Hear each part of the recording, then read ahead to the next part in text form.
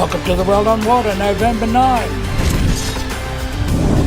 This is what happened last week around the world in sailing. And what a week it's been. On Sunday, the Route du Rhum destination Guadeloupe started in Saint Marlo, France. And in the first 24 hours to 48 hours, it was just desolation. Sebastian Joss, Jeremy Boyot, Sam Davies, Sam Goodchild, many, many more. They're all out of the race. Emile de Klerk had a second rollover in Edouard de Rothschild. He was rescued successfully. One place not to be in early November, and of course our 100 plus fleet was there. And then we have the America's Cup, fin action, A-class cats, the IMOCA 60 schedule, Sam Goodchild's demasting, and Sam Davies' boat delaminating under her feet. All this and more in this week's World on Water. Welcome then to Saint Marlo on the north coast of Brittany in France for the start of the 40th anniversary edition of the Route du Rhum from Saint Marlo to Guadeloupe, 3,542 miles across the Atlantic. Conditions this Sunday, we're coming up to 2 o'clock local time for the start time. Conditions are perfect, 20 knots, 15 knots from the southeast, and only minutes to go before the start line. All the pressure is building up now. 10 seconds to go, and the start line, nobody wants to be over the line. There's a 4-hour penalty if you're over the start line, so fairly conservative. And the gun goes, and we're off and running to Guadeloupe from Saint Marlo. And this is the longest start line in sailing, with 3 kilometres of distance from the 2 different marks. The fleet is split across the start line with one boat in the middle. So there we see Francois Gabard immediately onto the foils on the Massif. The golden boy of French sailing, a winner of the Vendée Globe, first time out. His second participation on this Route du Rhum, and the winner of the IMOCA Class. That was his sign-off to the IMOCA Class before he moved into the old teams with Massif. And of course, 1 year ago, he was setting off on a new round-the-world solo record, pulverised the record by over 6 days. There we see the first of the IMOCA Class. Well, we have a record fleet of IMOCA yachts here, the Vendée Globe yachts.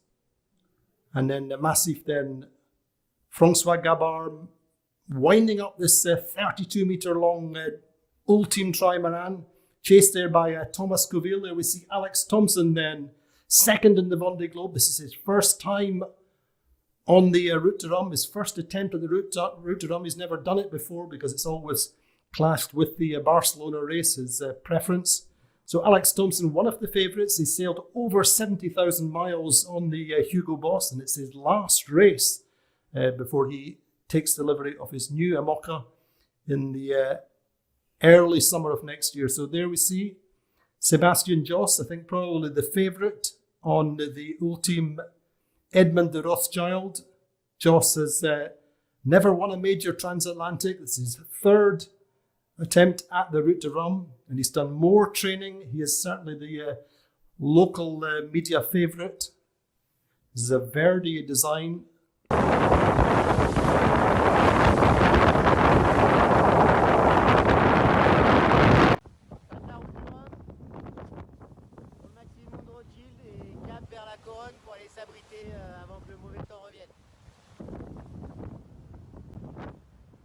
And then we see SMA there leading this little group of IMOCA 60s. And then we're on board now with Loic Piron on board the 12-metre long Happy. Loic is the holder of the course record for this passage, won in 2014 on board the Maxi Trimaran Banque Populaire.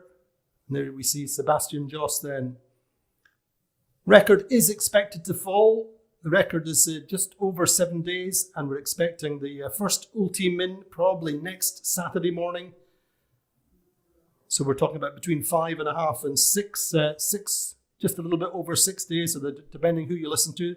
And that's Thomas Coville on board Sodebo, previous holder of the solo round the world record, which was broken 1 year ago, or just under a year ago, by Francois Gabard.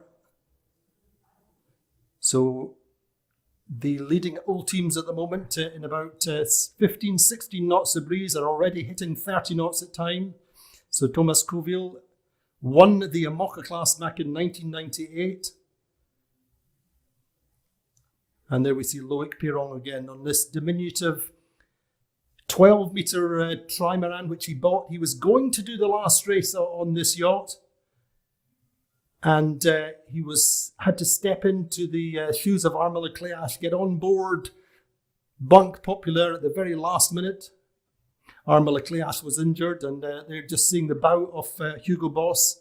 There we see Jan Elias.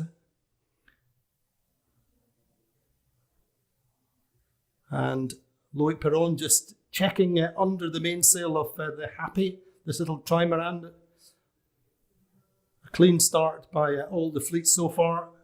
And the IMOCAs then just, the solo skippers winding their 60-foot yachts up. Now looking at the multi-50s, well, there are 6 multi-50s, probably the most fragile yachts in the fleet. You know, it's going to take a little bit more power or a lot more power to sail, so everyone's going to have to be incredibly strong.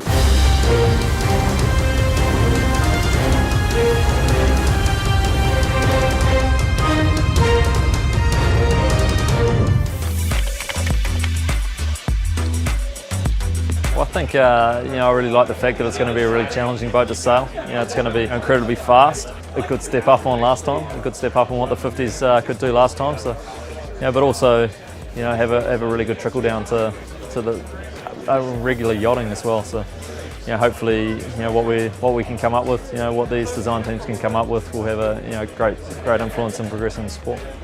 Well, the scale of the boat is a real challenge. Going to 75 feet, we'll have 11 crew instead of 6. There'll be much more of a sailing component, I think, than there was to the last America's Cup boat, the AC50, because you've got more sails. We'll be hoisting and lowering sails like the Code Zero sail, for example. And that'll require more crew choreography and seamanship. And so that'll be a really cool challenge. It's a design competition. And so putting the pieces together of the puzzle, getting it to be reliable on the water day in and day out is a big one. When you listen to team members that we have inside American Magic, they would talk about a successful week in the AC50 was 3 days sailing, and it's over a 7-day period.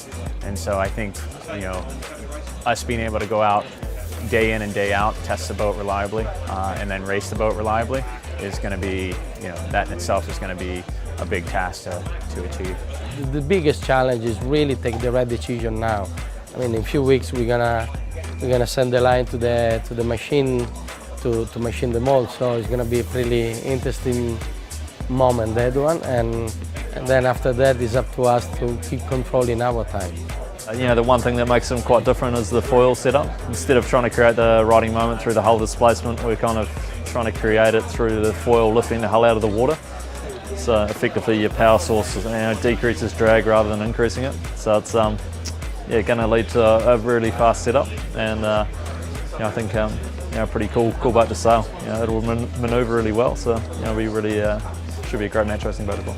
I think sailing a cup boat in such a small number of people is, you get the benefit of maybe to have a smaller budget, let's say, but in reality you're going to spend that money on some other stuff. More people on board is good, and even the input that are coming from 11 people are much bigger than having input only for a few guys. And for that reason we launched this project which we call New Generation, to try to find new talented guy in Italy, and we've been pretty surprised of the high level of sailor we actually find in Italy, and that is really promising for the future. Well, the crew numbers increased from 6 to 11 this time round, and I think that's just to accommodate a slightly bigger boat. It's going to take a little bit more power or a lot more power to sail, so everyone's going to have to be incredibly strong as they were last time, and it's going to be slightly more, I suppose, choreographing in the manoeuvres, and slightly more teamwork required to actually get the boat around the track in good shape.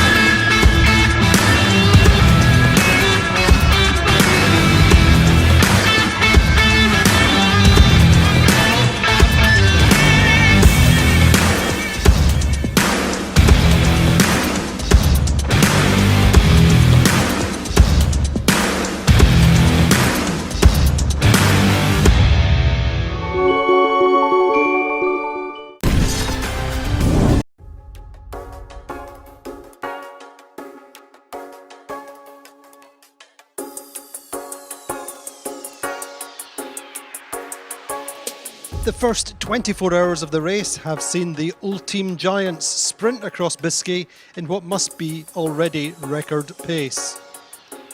In the Ultimes, Francois Gabard shows the benefit of a record-breaking round-the-world passage already and leads with rivals Edmond de Rothschild and Sodebo having technical problems and heading to La Coruña.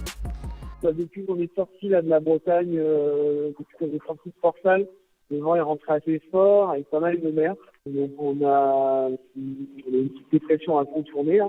Et du vent fort de sud-est avec pas mal de vagues en début de nuit. Passage de Nol, transition passée un peu dans la forme de la dépression, pas loin. Et puis du vent nord-ouest avec pas mal de mer et de houle là qui est rentré depuis l'hiver même. Donc voilà, écoute, c'est un peu sport, mais moi ça le fait. Je viens d'apprendre l'abandon de Chitona, donc c'est un peu mal au cœur, mais j'espère que tout va bien se passer, que ça va réussir à amener son bateau à l'abri tout vite. In the IMOCA fleet, British skipper Alex Thompson has gone north of the first complicated depression and, leaving the channel, took the lead, sticking to the game plan, leaving his French rivals in less breeze. Alex Thompson made a steady start but took the lead during the first night. Hugo Boss out on his own to the north, and Alex said, Busy, hectic, lots of manoeuvres, exhausting. 25, 30 knots, nasty seas, very uncomfortable. And I've got to do more down, be happy with my position. Game was trying to get to the west. So we'll have to see how it plays out. So I think to go forward a bit, so I'll slow down and then at some point I'll get attack and then cross the front, tack again. It remains very close at the front of the Class 40 fleet with places trading all the time. Among the leaders, Sam Goodchild and Phil Sharp are both in the top 10, and we heard from Sam Goodchild. Hello! What a crazy day. We started the Route du Rhum. Not many times you get to say that. 3 hours in, and so far so good. This is the relatively easy bit. It's going to get busy from tomorrow, but the start's gone well. No mistakes. Still in the game. I don't know, with 5th or 6th in the top 10. They're still pretty tight though. So all good. See you soon. But all the talk in the race is of a big depression coming in between Tuesday and Wednesday, but the old teams should be well clear of trouble and heading into the trade winds.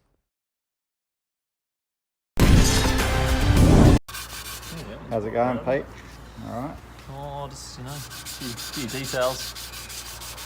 Top secret stuff going on here, really. Trying to get faster, Razor. Speed. Trying to catch up Lenny's extreme pace. He's showing me pace, but there's some mods. I don't know about you, but I'm set to blow. It's close to high noon, getting ready to roll. I wanna hop up in the mix.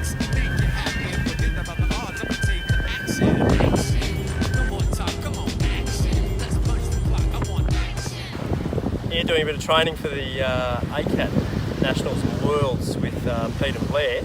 I've had a really fortunate week weather-wise over here in the West Island. Trying to remember how to sail these things. They've got quite a lot faster since we sailed them 4 years ago. What are the main changes? Deck sweep main now, which we didn't used to have, so it's a bit more efficient down here.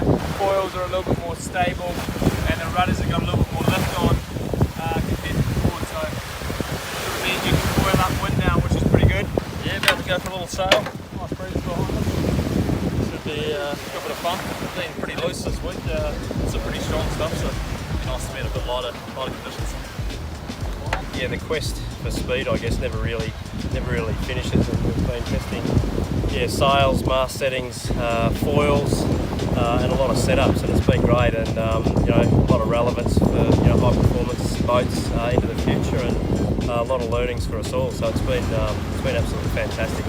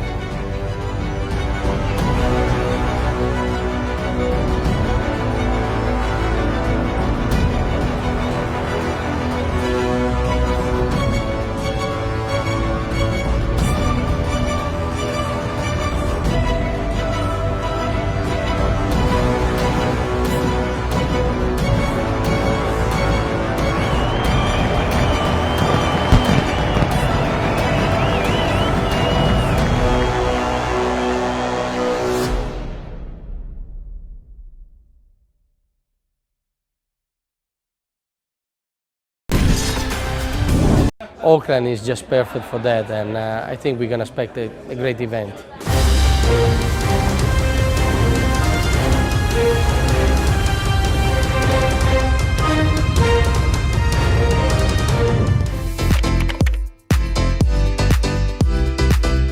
I know Auckland really well. I first sailed there many years ago in 1993 as a kid and was in awe of New Zealand and New Zealand yachting history and so on. It's a really great place to sail. It's very challenging. The conditions are very changeable, quite a lot of tide. And the best part about it is that Aucklanders love sailing. You know, it's called the City of Sails. So the America's Cup, I think, will be a big success in Auckland, and we're really looking forward to being down there in the near future and competing there. You heard Grant mention earlier that all four of us up there have worked for Team New Zealand. I worked for Team New Zealand in the 32nd America's Cup as the tactician, and so I lived there from late 2004 through kind of the summer of 2006 before we all moved up to Valencia. I look forward to going to a place that we're familiar with to race. I look forward to being out in the Hauraki Gulf or in between North Head and Takapuna because we know the area, we know the race course. And I'm looking forward to a successful regatta because that's, in the end, that's why we're going there. Well, I sailed the first time in Auckland in '97, so a few years ago, and then after that I sailed for many years there. I think it's beautiful. I think the race course and the racing area is going to be spectacular for the people watching the race and the event from onshore, and I think it's great. I think naturally it's like a theater, no? Sailing in a theater, which is the future. We need to produce a good TV production, and I think Auckland is just perfect for that, and I think we're going to expect a great event.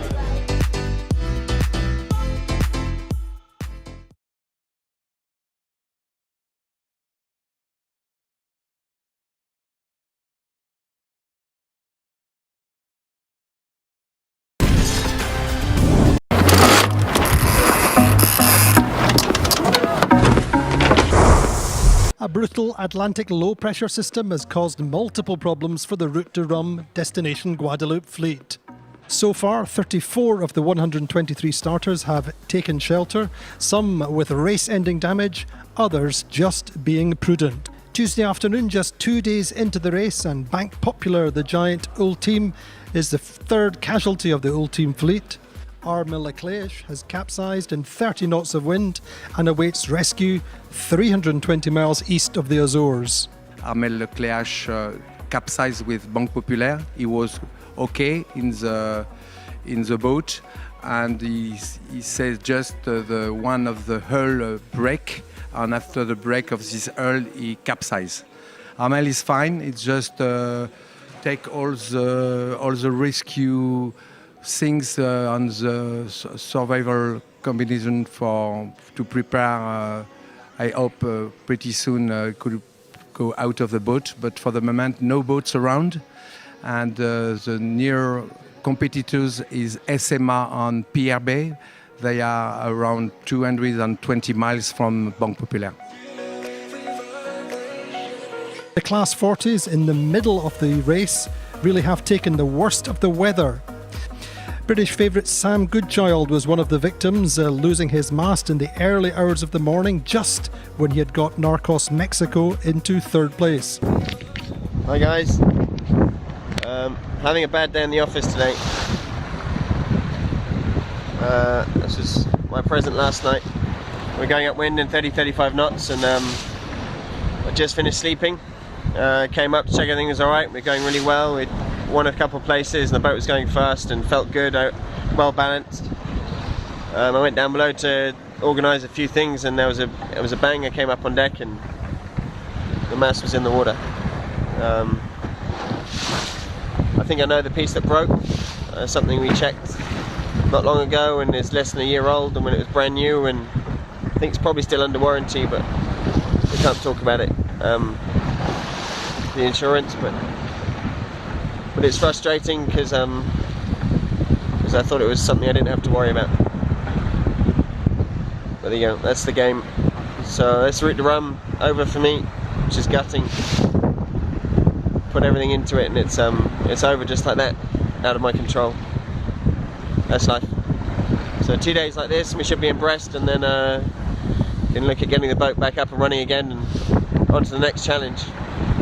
See ya. But Britain's Phil Sharp and Jack Trigger are going well. Sharp in 3rd and Trigger in 14th. Johan Richomme, the French skipper, leads by 14 miles, but Sharp is duelling for 2nd. So day 2 of the Route du Rhum, it's been tough. It's been pretty brutal, very wet, very windy. Last night had the storm due up on deck, and the motion was very difficult indeed. But now things have calmed down a bit. We're going upwind, so it's not that fast, but at least the sun is out. At the front of the fleet, Francois Gabard makes the pace, but it's been a tough day for him too. Making 2 tacks in the old teams with a match race with 62-year-old Francis Joyon. It's not easy, even at the front.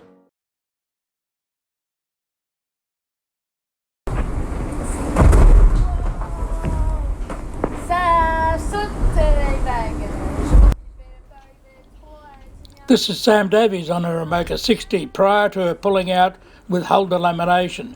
This is what it feels like and what it sounds like on board the boat.